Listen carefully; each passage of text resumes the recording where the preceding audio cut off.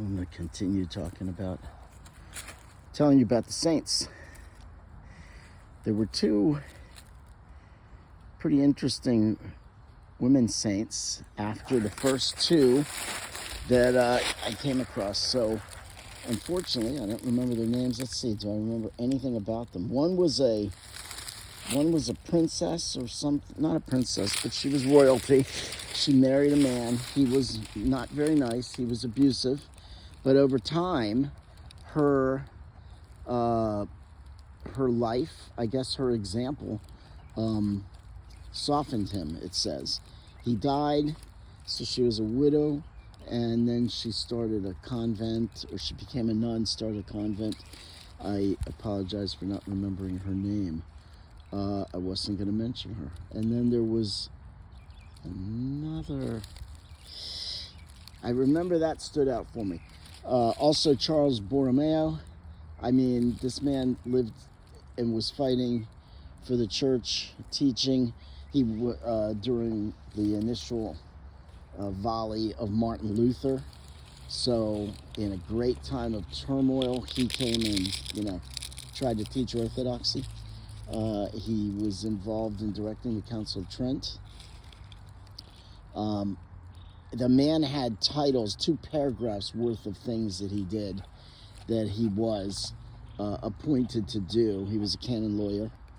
But I'm going to talk, and he lived by example as well. So he opened, I believe it was hospitals, or schools, and probably hospitals, I think. But I want to talk about Saint Felix of Valois, who is French, Valois. And an interesting thing I found about him, he also, I believe, was nobility of some sort. He went into the religious life. And the thing that I found interesting, he started a few different orders, and to this day there's 600 followers of the order that he started that go to prisons and do prison ministry of some sort. But the interesting thing I found was he would go, I believe it was to the Moors areas, Spain and Africa, and ransom Christians. And he started a whole order to try to retrieve slaves from the Moors. Now, the Moors are the Muslims who lived in Malta, some other place, Marab, and Sicily, and North Africa, of course, and Spain. Those are the Moors. The Moors are Muslims, slave owners, slave traders, people who would kidnap people and capture people during war and then put them to slavery.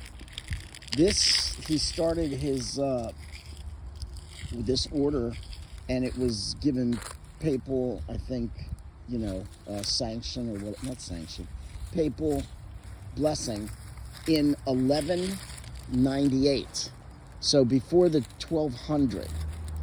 So I just want to make sure it's clear to everyone that the United States did not initiate slavery. We weren't the experts at slavery. We didn't come along until the 1700s or so, or the 1600s. So the Moors, which are Muslims, the Muslims were doing slavery 400 years earlier. And that's documented in this saint's life by what he had to do, which is go and get money to ransom. So they would capture you, enslave you, and which is bad enough, and then say, well, we can make some cash here, we'll sell you. So they sold these prisoners that they captured. This is the 1200s. Remember, Islam started in around 630 or 630 to 651, in that area, when Muhammad claims to have been visited by an angel. Could have been a demon. So, just a little bit of actual history. At least as far back as 1200, the Muslims were slave owners. So stick that in your pipe and smoke it.